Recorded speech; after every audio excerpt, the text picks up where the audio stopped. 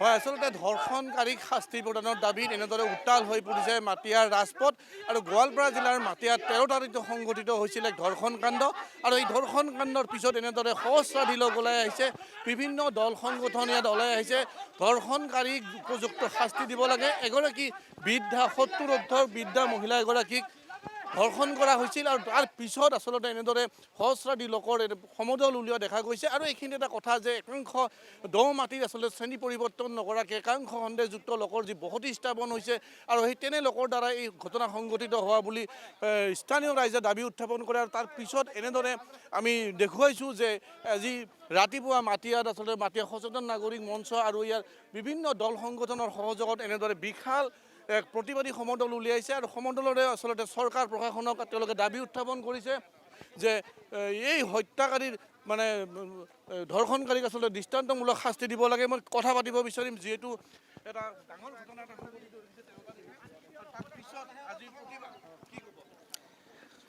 যিটো ঘটনা ঘটি গ'ল এই ঘটনাটো নিন্দনীয় আৰু মই ভাবোঁ যিগৰাকী ব্যক্তিয়ে এই কাম কৰিছে তাক কঠোৰৰ পৰা কঠোৰতম শাস্তি দিব লাগে।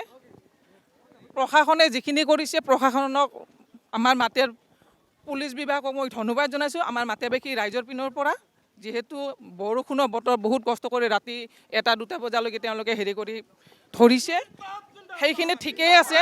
এতিয়া ৰাইজৰ পৰা আমি এটাই বিচাৰিছোঁ যিখিনি ইয়াতে অপৰিচিত বিভিন্ন ধৰণৰ দুৰ্নীতিমূলক বিভিন্ন ধৰণৰ বেয়া কামত জড়িত সেই মানুহখিনি উচ্ছেদ হ'ব লাগে আৰু জলাশয় যিখিনি মানুহে ঘৰ বান্ধি পানী অহা যোৱা ৰাস্তা বন্ধ কৰিছে সেই মানুহখিনি উচ্ছেদ হ'ব লাগে। আৰু আমাৰ মুগা চুমনি মাটিয়াৰ এটা ঐতিহ্য মানে সেই মুগা চুমনিৰ যিখিনি মানুহে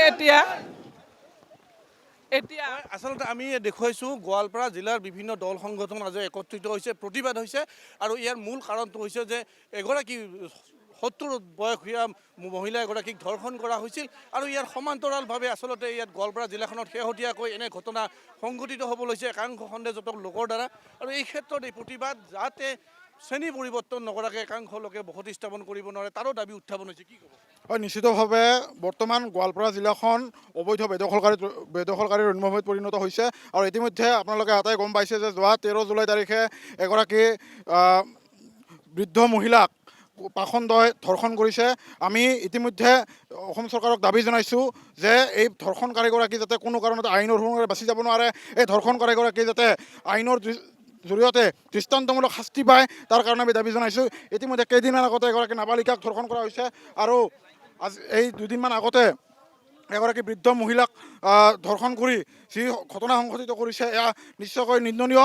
গতিকে আমি অতি কম দিনৰ ভিতৰত এই দোষীগৰাকী যাতে অভিযুক্তগৰাকী যাতে শাস্তি লাভ কৰে তাৰ কাৰণে আমি অসম চৰকাৰক দাবী জনাইছোঁ। পুনৰবাৰ কৈছোঁ কোনো আইনী সুৰুঙাৰ জৰিয়তে যাতে এই দোষীগৰাকী বাচি যাব নোৱাৰে তাৰ কাৰণে ব্যৱস্থা গ্ৰহণ কৰিবৰ কাৰণে চৰকাৰক দাবী জনাইছোঁ। আৰু তাৰ লগে লগে যিহেতু ইয়াত অবৈধভাৱে বাংলাদেশী মূলৰ মানুহে দখল কৰি আছে গতিকে তেওঁলোকক যাতে উচ্ছেদৰ ব্যৱস্থা কৰে তাৰ কাৰণে চৰকাৰক দাবী জনাইছোঁ। আৰু এই ধৰণৰ যি জঘন্য কাণ্ড হৈছে এই জঘন্য কাণ্ড কেৱল বাংলাদেশী চিন্তাৰ মানুহে কৰিব পাৰে।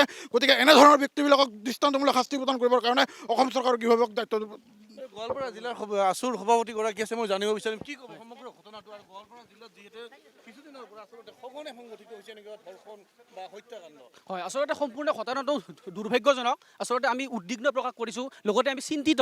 এইকাৰণে চিন্তিত গোৱালপাৰা জিলাৰ এটাৰ পিছত আন এটা হত্যাকাৰী ধৰ্ষণকাৰীৰ ৰম্যভূমি নহয়, এইটো কথা স্পষ্ট। আমি সেইসকলক সকীয়াই দিব বিচাৰিছিলোঁ। গোৱালপাৰাখন আচলতে অপৰাধীৰ বিচৰণস্থলী নহয়। আমি ইয়াৰ জৰিয়তে তেওঁলোকক কৈছোঁ, নহ'লে কিন্তু তেওঁলোকে নিস্তাৰ নাপাব যদি ৰাইজ জাগ্ৰত হ'ব লাগিল। লগতে আমি যিটো প্ৰশাসন আৰু ইতিমধ্যে যিজন ধৰ্ষণকাৰী তেওঁ কৰায়ত্ব কৰিছে সেইবাবে আমি প্ৰশাসনক ধন্যবাদ জনাইছোঁ। আৰু ইয়াৰ লগে লগে আমি এটা কথা ক'ব বিচাৰিছোঁ, তেওঁ গ্ৰেপ্তাৰ কৰিছে সঁচা কথা, কিন্তু তেওঁ যাতে আইনৰ সুৰুঙেৰে ওলাই মুক্ত বিচৰণ কৰিব নোৱাৰে সেই কথাটো গোৱালপাৰা জিলা প্ৰশাসনে দৃষ্টি ৰাখিব লাগিব। লগতে এটা কথা ক'ব বিচাৰিছোঁ, গোৱালপাৰাখনত কিয় আচলতে অসমৰ খিলঞ্জীয়া মানুহৰ আচলতে সুনিশ্চিত ভৱিষ্যত সুৰক্ষিত কৰিব লাগিব আচলতে আমাৰ আই মাতৃসকল সুৰক্ষিত নহয় ইটোৰ পিছত আন এটা ধৰ্ষণ হৈ আছে গতিকে এই কথাটো ভাবিব লাগিব গতিকে অনাগত দিনত আমি সকীয়াই দিব বিচাৰিছোঁ এনেধৰণৰ যদি ঘটনা হৈ থাকে তেতিয়া কিন্তু ৰাইজ ইয়াতকৈ বেছি জাগ্ৰত হৈ পৰিব আচলতে 13 তাৰিখৰ যি ঘটনা সংঘটিত হৈছিল সেই ঘটনাৰ পিছত কিন্তু আৰক্ষীয়ে ইতিমধ্যে অভিযুক্তগৰাকীক আটক কৰিছে আৰু এতিয়া আচলতে সেই ঘটনা যাতে পুনৰাবৃত্তি নহয় বা অভিযুক্তগৰাকী যাতে মানে শাস্তিৰ পৰা কোনো কাৰণতে বঞ্চিত নহয় সেই তাৰ কাৰণে আচলতে বিশাল প্ৰতিবাদী সমদল মাটিয়া যি সচেতন নাগৰিক মঞ্চৰ লগতে আচলতে গোৱালপাৰা জিলাৰ বিভিন্ন দল সংগঠনৰ সহস্ৰাধিক লোকে আজি সমদলত অংশগ্ৰহণ কৰিছে কাৰণ এটা কথা যে গোৱালপাৰা জিলাত শেহতীয়াকৈ যোৱা 2-3 মাহত যথেষ্ট সংখ্যক ঘটনা হৈছে কিন্তু পৰিতাপৰ কথা যে এই ধৰ্ষণকাৰীসমূহ বা হত্যাকাৰীসমূহ এটা সময়ত জেলৰ পৰা ওলাই আহি মুক্ত বিচৰণ কৰে আৰু এই ক্ষেত্ৰত আচলতে শংকিত হৈছে আতংকিত হৈছে একাংশ সন্দেহযুক্ত লোকৰ যি আগ্ৰাসন যি ভূমি দখল বা যি খেতি মাটিৰ যিটো আগ্ৰাসন কৰি তেওঁলোকে খেতি বসতি স্থাপন কৰিছে সেই লৈ আচলতে ইয়াত শংকিত হৈ পৰিছে স্থানীয় লোকসকল খিলঞ্জীয়া লোকসকল আৰু তাৰ প্ৰতিবাদত আজি এই বিখ্যাত সমদল মোৰ সহযোগী নিপুলক মই পুনৰ দেখুৱাবলৈ অনুৰোধ কৰিছোঁ এনেদৰে আজি মাটিয়া ৰাজপথ উত্তাল হৈ পৰিছে গোৱালপাৰা জিলাৰ বিভিন্ন দল সংগঠনৰ প্ৰতিবাদে আৰু প্ৰতিবাদকাৰীসকলৰ এনেদৰে বিভিন্ন ধৰণৰ আচল ধ্বনি দি এনেদৰে প্ৰতিবাদ সাব্যস্ত কৰিছে কাৰণ ধৰ্ষণকাৰীক কঠোৰ শাস্তি দিয়ক দ মাটিৰ খেতি শ্ৰেণী পৰিৱৰ্তন নকৰাকৈ বসতি স্থাপন কৰা নহ'ব ইত্যাদি বিভিন্ন ধৰণৰ কাৰণ অঞ্চলটোত ইতিমধ্যে বিভিন্ন অঞ্চলত আচলতে জিলাখনৰ বিভিন্ন অঞ্চলত একাংশ সন্দেহযুক্ত নাগৰিকে আচলতে ইয়াত বসতি স্থাপন কৰিছে আৰু তাৰ পিছত আচলতে এনেদৰে ৰাইজ জাগি উঠিছে আৰু এনেদৰে আজি বিশাল সমদলেৰে মাটিয়াৰ ৰাজপথ আকাশ পতাল আচলতে এনেদৰে প্ৰতিবাদকাৰীসকলে উত্তাল প্ৰতিবাদেৰে কঁপাই তুলিছে